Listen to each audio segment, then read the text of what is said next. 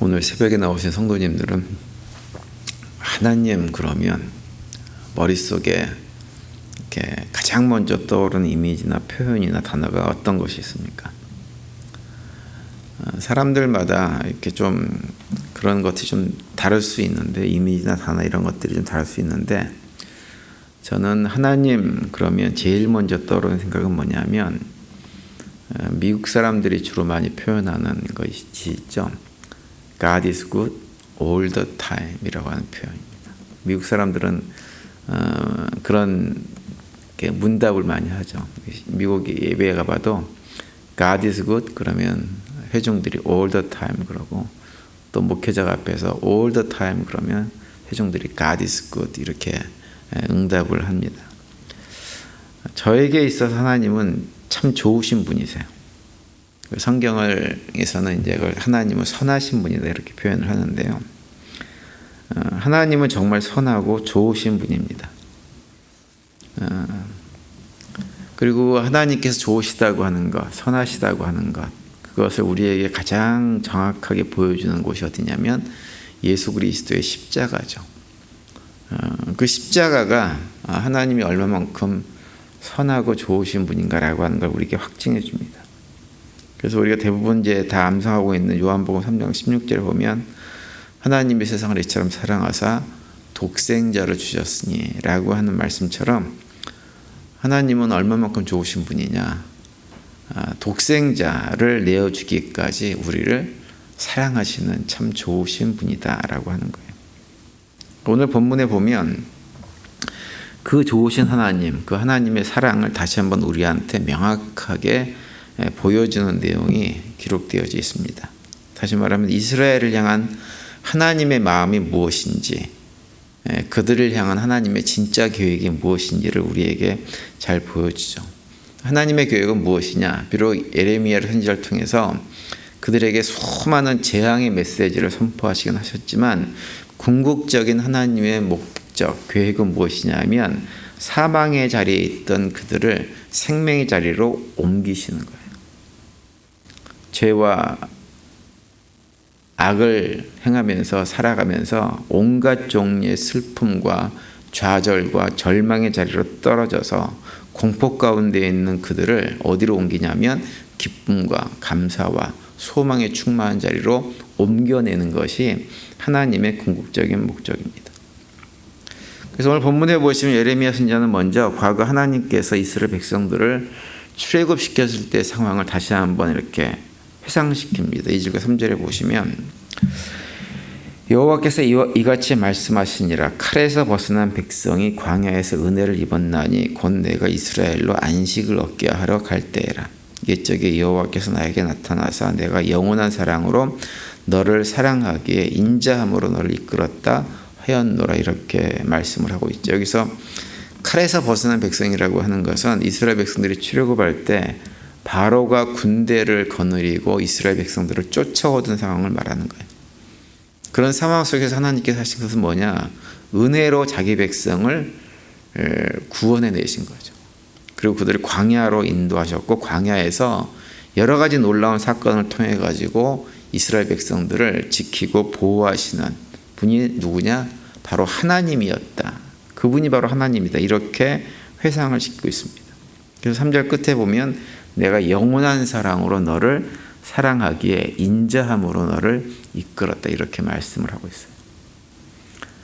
그러니까 예레미야가 이런 표현을 쓰고 있는 이유는 하나님이 그런 분이시기 때문에 현재 지금 우리가 바벨론이라고 하는 큰 제국 앞에서 여러 가지 많은 어려움을 당하고 그 제국에 의해서 하나님께서 그 제국을 사용하셔가지고 우리를 징계하고 계시긴 하지만 그것 때문에 두려움과 공포 같은 것들을 가지지 말고 하나님께서 징계 채찍을 휘두르실 때는 그냥 그 징계 채찍을 담대하게 맞고 순종해야 된다라고 하는 의미에서 이런 얘기를 하고 있는 거예요. 그런 것들을 두려워하거나 공포를 가지고 불안에 떨 필요가 없다고 하는 거죠. 왜냐하면 하나님은 여전히 우리를 사랑하시기 때문에. 그것도 그냥 사랑하시는 것이 아니라 영원히 한결같이 우리와 함께 하시고 우리를 붙잡고 계시는 분이 하나님이시기 때문에 눈앞에 보이는 여러 가지 두려운 상황들 속에서 두려움과 공포를 가질 필요가 없다고 하는 거예요. 그리고 중요한 것은 하나님께서, 그 사랑의 하나님이 반드시 우리를 회복시켜 줄 것이다, 이렇게 선포합니다. 4절과 5절에 보시면, 처녀 이스라엘아, 내가 다시 너를 세우려니 내가 세움을 입을 것이요 내가 다시 소고를 들고 즐거워하는 자들과 함께 춤추며 나오리라. 내가 다시 사마리아 산들에 포도나무를 심되 심는 자가 그 열매를 따기 시작하리라, 이렇게 선포합니다. 지금 상황은, 예레미야가 말씀을 선포하고 있던 당시 상황은 포도나무를 심어도 열매를 따먹지 못하는 때고, 소고를 들고 즐거워하고 춤추는 때가 아니고 좌절과 절망 속에서, 낙심 속에서 슬퍼하고 괴로워해야 될 때이지만, 이런 시대가 다 지나가고 나면 반드시 소고를 들고 즐거워하고 기뻐하고 춤추는 때가 올 것이라고 하는 거예요. 예레미야는 남하고 유다가 바벨론에 의해서 멸망을 당하고 많은 사람들이 죽음을 경험하고 막 이런 상황 속에서 하나님께서 만들어내실 그 세상, 새롭게 모든 것들이 회복될 그 세상을 바라봤어요. 우리가 운동 경기 좋아하시는 분들이 많이 있는데요. 미국 분들은 정말 운동 경기 좋아하죠. 제가 여기 처음 왔을 때 얼마 지나지 않아 가지고, 그때가 이제 그 미국 프로 풋볼 그 결승전 할 때거든요. 그래서 해롤드 집사님이 저한테, 야, 너 풋볼 좋아하냐? 저한테 물어보더라고요. 그래서 안 본다 그랬더니 굉장히 실망을 많이 하시더라고요. 미국 분들은 스포츠를 정말 좋아합니다. 그래서 뭐 프로 야구, 프로 농구, 미식축구 같은 것들, 이렇게 거기에 거의 뭐 빠져 산다고 해도 과언이 아닌 것이 미국 분들인데, 그래서 보면 미국 분들 보면 생활이 굉장히 단순합니다. 직장 생활 하다가 직장 끝나고 집에 오면 저녁에 팝콘 같은 거 이렇게 튀겨놓고서는 TV 보는데, TV 보는 내용이 주로 뭐냐면 스포츠 경기예요. 주말에도 마찬가지입니다. 주말에도 시간 있으면 직접 운동장이나 이런 체육관 가가지고 좋아하는 스포츠 팀을 갖다 응원하는 일을 굉장히 많이 하는 분들이 미국 분들이세요. 그러면서 그 경기를 보고 뭐 화를 내기도 하고 울기도 하고 웃기도 하고 좋아하기도 하고 흥분하기도 하고 환호성을 지르기도 하고 여러 가지 반응들을 하면서 아주 거기 푹 빠져 삽니다. 또 자기가 응원하는 팀이 우승이라도 하게 되어지면 마치 자기가 우승이라도 한 것처럼 너무너무 좋아합니다. 우리 한국 사람들도 평소에 스포츠를 뭐 잘 보지도 않는다고 해도 특별히 올림픽이나 월드컵 같은 국가대표가 출전해서 하는 경기는 좀 보는 편이죠. 다음 달에 이제 파리 올림픽이 준비되어져 있는데 아마 그때 많이 보실 거예요. 그런데 스포츠 경기를 보면서 그렇게 흥분하고 자기 감정을 막 표현하고 막 이러는 분들도 똑같은 스포츠 경기를 보는데 전혀 흥분도 하지 않고, 심지어는 자기가 응원하는 팀이 지고 있는 상황 속에서도 별로 실망도 하지 않고 흥분도 하지 않고 차분하게 경기를 관전하게 되는 경우가 있습니다. 심지어는 크게 지고 있어도 별로 상관하지 않고 걱정도 하지 않고 경기를 바라보는 경우가 있어요. 언제 그런가요? 그것은 이미 이긴 경기를 재방송으로 볼 때 아무렇지도 않습니다. 재방송을 볼 땐 그래요. 왜냐하면 이미 경기 결과를 다 알고 있기 때문에 흥분할 필요도 없고 실망할 필요도 없고 걱정할 필요가 전혀 없는 거예요. 근데 왜 제가 이 말씀을 드리냐면 예레미야가 딱 그런 상황이었다고 하는 거예요. 제가 여러 차례 말씀드렸지만 예레미야 선지자는 남한국 유다가 더 이상 회복이 불가능하고 완전히 이제 멸망과 포로 생활 외에는 다른 어떤 길이 없었던 시절을 지켜보면서 활동했던 사람이 예레미야 선지자입니다. 그런 시대에 예레미야가 선포했던 메시지는 주로 남한국의 멸망을 선포하고 바벨론에 항복할 것을 권유하면서 70년 포로 생활을 받아들이라고 요구하는 말씀을 전했던 사람이 예레미야입니다. 예레미야가 40년간 말씀을 선포한 선지자로 활동을 했는데 그 가운데 25년을 어떻게 살았냐면 자기 민족이 망해가는 상황 속에서 희망적인 메시지가 아닌 절망적인 메시지만을 선포해야 했던 사람이 예레미야 선지자예요. 그리고 그 선포대로 실제로 남하고 유다가 멸망을 해서 자기 민족이 바벨론으로 포로로 잡혀가는 것을 다 목도해야 됐습니다. 개인적으로 보면 예레미야는 참 불행한 일꾼, 하나님의 일꾼입니다. 하나님께서 그에게 사명을 주셔가지고 그가 선포한 말씀을 남한국 백성들에게 선포하면서 회개를 촉구하고 하긴 했지만, 그 회개를 촉구하고 했을 때 남한국 유다 백성들이 회개하고 그래서 새롭게 뭔가 마음을 바꾸고 바른 길로 돌이키고 그래서 뭔가 새로운 전기가 마련되어 가지고 다시 나라가 부흥되고 이랬으면 참 좋았는데, 예레미야 선지자의 말씀을 듣고 사람들이 어떤 긍정적인 반응을 보였냐면 전혀 긍정적인 반응을 보이지 않았습니다. 예레미야는 그 사역을 하면서 어떤 긍정적인 열매로서의 어떤 사역의 열매를 맺은 것이 하나도 없는 사람이에요. 그러니까 예레미야 입장에서는 그 사역을 하는 내내 얼마나 힘들었을까. 제가 목회를 하면서 목회의 어떤 긍정적인 열매가 하나도 없어요. 은퇴할 때까지 그렇다고 쳐보세요. 아마 저는 아직 돌아버렸을 거예요. 살지 못했을 것입니다. 하나님 어떻게 저를 하나님의 종으로 불러가지고 일을 시키면서 어떻게 이렇게 열매 하나 없이 사역을 마무리할 수 있습니까? 라고 불평할 가능성이 굉장히 많이 있어요. 그런데 예레미야는 그것과 비교가 되지 않을 만큼 정말 힘든 사역을 했습니다. 근데 중요한 건 뭐냐면 그런 상황 속에서 사역을 하면서도 예레미야는 지치지 않았다고 하는 거예요. 수많은 눈물의 시간을 가지면서 기도하고 하나님께 매달리기도 했지만 그럼에도 불구하고 예레미야는 지치지 않았어요. 그런데 예레미야가 지치지 않았던 이유는 무엇이냐?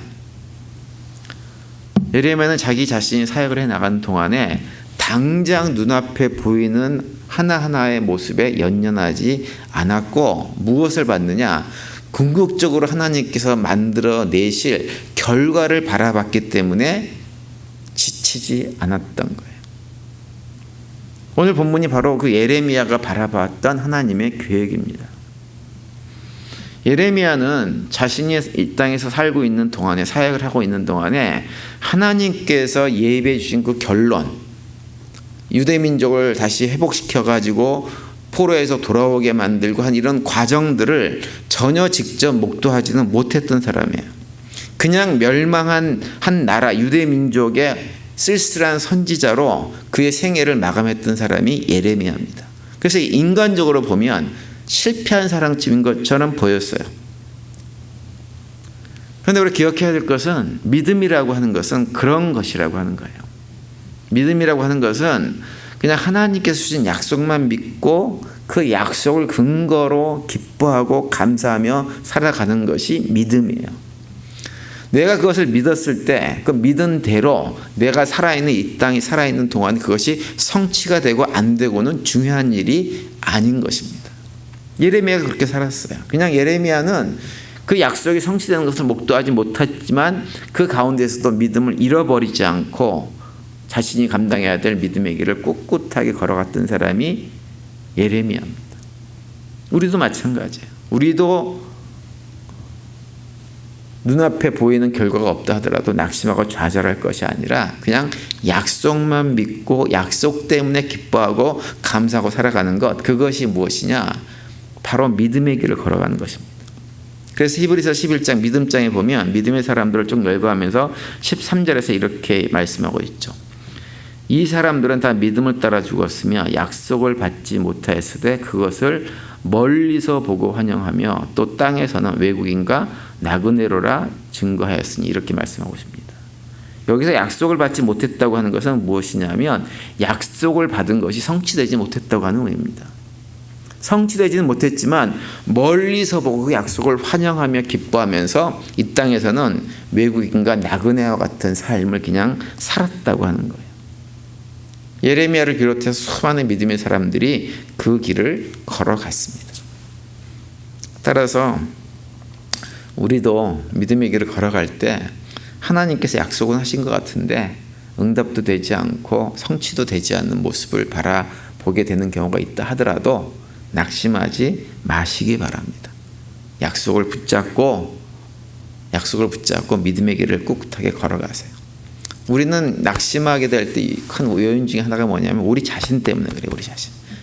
뭔가 좀 변화되고 성령의 뜨거운 불도 받아가지고 뭔가 좀 삶이 좀 우리 신앙이 좀 뜨거워져서 뭔가 좀 하나님께서 원하신 사역을 막 하고 이렇게 되고 싶은데 그게 잘 안 됩니다. 그래서 잘 낙심하게 돼요. 절망하게 되어집니다. 근데 거기에 절망하고 낙심하지 마세요. 낙심하지 말고 하나님께서 우리를 향한 계획이 있으세요. 그 계획을 믿고 의지하세요. 그러면 언젠가는 하나님께서 우리의 삶을 그렇게 만들어 주십니다. 그러면서 그 가운데서 그걸 믿고 감사하면서 믿음의 길을 걸어가시기 바랍니다.